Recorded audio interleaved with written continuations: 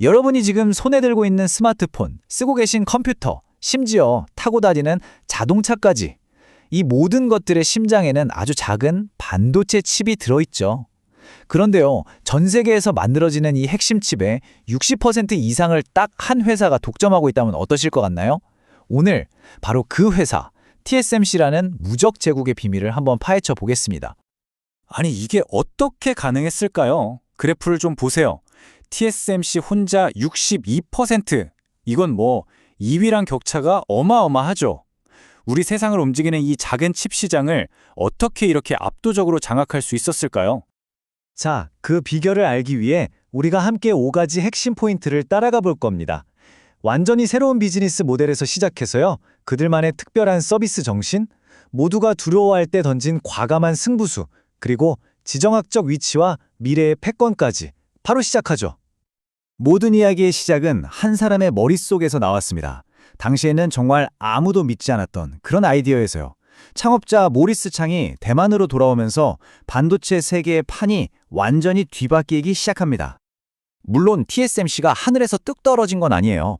이미 1976년에 대만 정부가 미국에서 첨단 기술을 들여오고 1980년에는 첫 반도체 회사를 세우는 등 아주 차근차근 무대를 만들고 있었죠.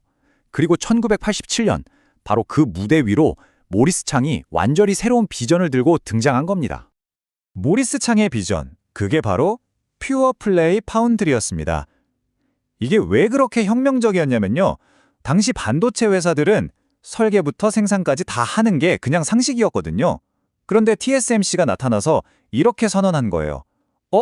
저희는 설계 안 합니다. 대신에 여러분이 만든 최고의 설계도를 가져오세요. 저희가 세상에서 제일 잘 만들어 드릴게요. 이게 무슨 뜻이겠어요? 고객과는 절대, never 경쟁하지 않겠다는 약속인 거죠. 그러니까 이건 단순히 돈을 버는 방식을 넘어서는 거예요. 아예 제조업에 대한 개념 자체를 서비스업으로 바꿔버린 일종의 철학이었습니다. 재밌는 건 창업자 모리스 창이 이 아이디어를 에이브러햄 링컨의 연설에서 가져왔다는 거예요. 국민에 의한, 국민을 위한 정부를 고객에 의한, 고객을 위한 공장으로 바꾼 거죠. 대상이 국민이 아니라 실리콘 웨이퍼였을 뿐이죠. 이 철학을 아주 잘 보여주는 말이 있습니다. 우리 공장은 당신의 집입니다. 아니, 당신 집보다 더 편안한 곳입니다. 이게 무슨 자신감이에요? 애플이나 엔비디아 같은 거대 기업들이 우리가 수십조 원 들여서 공장 짓는 것보다 그냥 TSMC에 맡기는 게 훨씬 편하고 좋네 라고 느끼게 만들어주겠다는 겁니다. 그리고 이런 헌신이 그냥 말이 아니었다는 걸 보여준 전설적인 사건이 있었죠. 1999년 대만에 엄청난 지진이 났을 때 엔지니어들이 그 난리통에 그날 밤에 바로 공장으로 뛰어갔다는 거 아닙니까? 왜? 고객 제품 지키려고요. 그리고 딱 한 달 만에 생산을 100% 복구해냈죠. 이건 뭐 고객 제품이 아니라 내 자식처럼 다뤘던 얘기죠. 자, 이렇게 고객들에게서 무한 신뢰를 얻은 TSMC는 이제 아무도 따라할 수 없는 승부수를 던집니다. 모두가 공포에 떨면서 움츠러들 때 혼자서 모든 걸 거는 그런 역발상 투자 말이죠. 그 가장 큰 시험대가 바로 2008년 글로벌 금융위기였습니다. 다들 기억하시죠? 전 세계 경제가 그냥 얼어붙었어요. 기술 산업도 예외는 아니었고요. 당연히 반도체 주문도 또 끊겼습니다. 당시 경영진이 내린 결정은 당연했습니다. 사람 줄이고 투자 멈추고 버티기에 들어간 거죠. 그런데 바로 그때 은퇴했던 78세의 창업자 모리스 창이 복귀해서 판을 완전히 엎어버립니다. 아니, 지금이야말로 투자할 때다 하면서 오히려 투자금을 2배로 늘려버린 거예요. 정말 엄청난 배짱이죠? 자, 그 도박의 결과는 어땠을까요? 2년 뒤 경제가 살아나고 스마트폰 혁명이 터지자 세상에 최첨단 칩을 대량으로 만들 수 있는 곳이 TSMC밖에 없는 겁니다. 결과는 차세대 칩 시장의 무려 80%, 80%를 그냥 다 먹어버린 겁니다. 경쟁사들은 그야말로 구경만 해야 했죠. 이렇게 시장을 완전히 장악해버리니까 이제 TSMC는 그냥 회사가 아니게 된 겁니다. 미국과 중국, 이 거대한 기술 전쟁의 한복판에 서게 된 거죠. 창업자 본인도 이 상황을 아주 잘 알고 있어요. 그래서 정말 절묘한 줄타기를 합니다. 미국의 중국 규제는 지지하지만 그렇다고 공장을 전부 미국으로 옮기는 건 글쎄요, 비용도 너무 오르고 기술 발전도 느려질 겁니다. 라고 딱 선을 긋는 거죠. 그래서 이제 전 세계가 묻는 겁니다.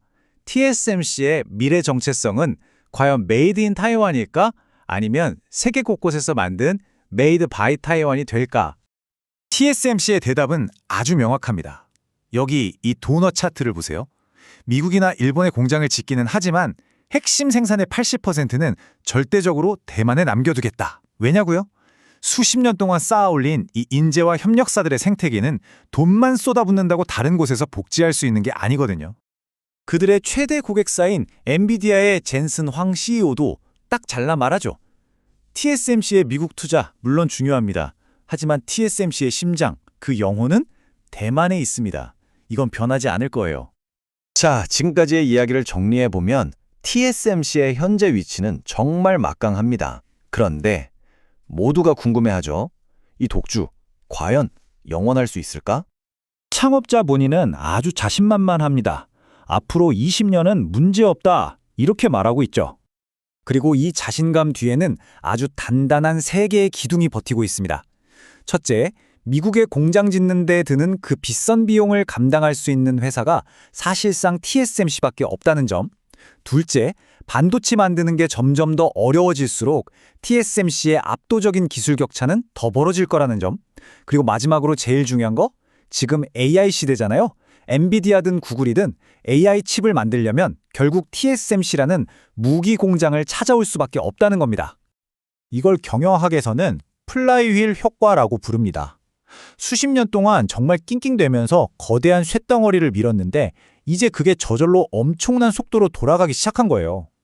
지금 와서 다른 누군가가 이걸 멈추는 건 거의 불가능에 가깝죠. 그래서 결론은 이겁니다. 이제 외부에는 마땅한 적수가 없어요. 그렇다면 TSMC의 가장 큰 그리고 유일한 적은 어쩌면 자기 자신일지도 모릅니다. 1등이라는 자리에 만족하고 안주하는 순간 이 거대한 제국도 흔들릴 수 있겠죠. 과연 TSMC는 그 안일함이라는 함정을 피할 수 있을까요? 이 제국의 미래는 바로 그 질문에 달려 있습니다.